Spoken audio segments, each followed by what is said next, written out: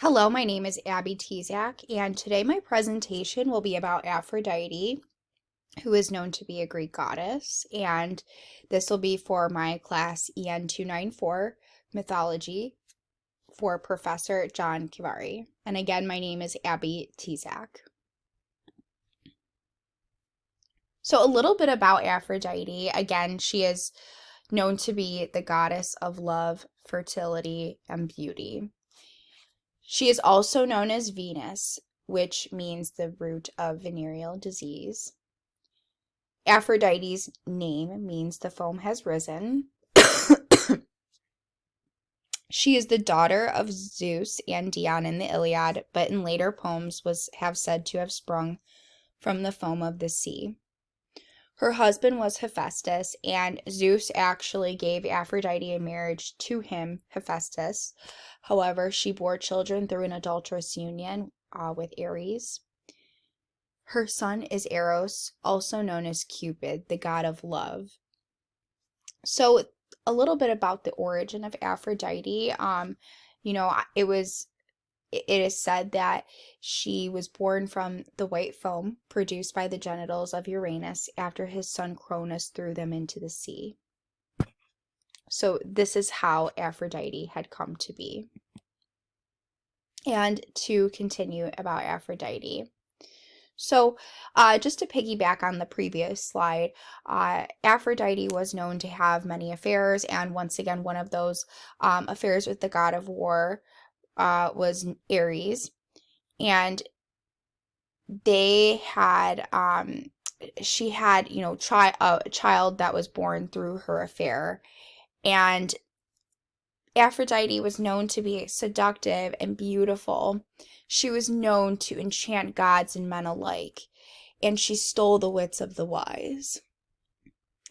Aphrodite is best known for helping a Trojan during the Trojan War. She is known to be one of the three graces of the Iliad, called Aglaia in Hesiod. And in the Odyssey, she is known to be as Aphrodite. Aphros means foam in Greek. Contributions to Greek mythology. So here are a couple bulleted points that detail Aphrodite's contributions and how she is important in today's society and what she's best known for.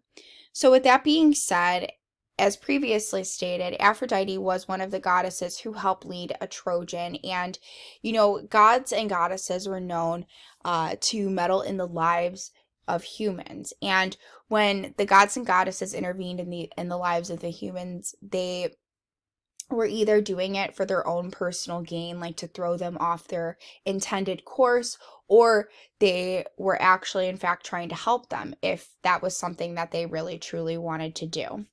Now, Aphrodite is known for saving Paris from death, and Aphrodite's Norse equivalent is Freya, and Freya is the goddess of love, fertility, beauty, and sexuality. So that's kind of like how her relevance is tied in with Norse mythology. Why Aphrodite? So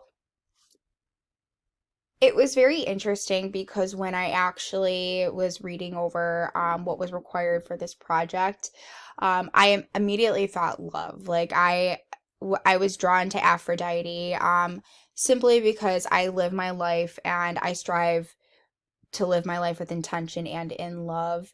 And Aphrodite, of course, is known for being the goddess of love. She's quite an unusual character throughout the readings that we've been assigned this course. But it's interesting because love can be depicted in various forms, and I think we see that throughout the Greek mythology course that we've taken, and like through our assigned readings. Love can be expressed in different ways that are physical, emotional, and spiritual.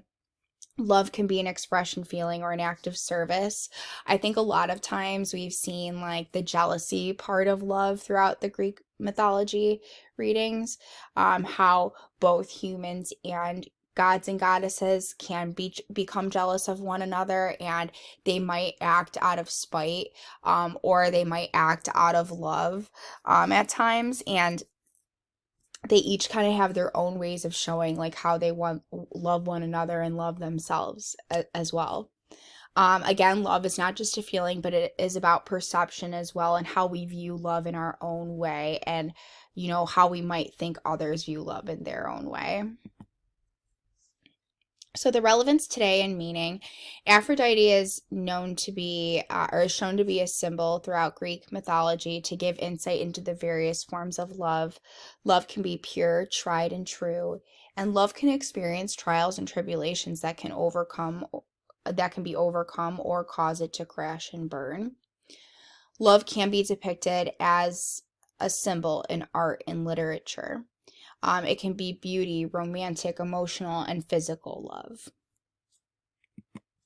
Here are my references, and once again, thank you for listening to my presentation. Again, my name is Abby Tezak, and have a wonderful day.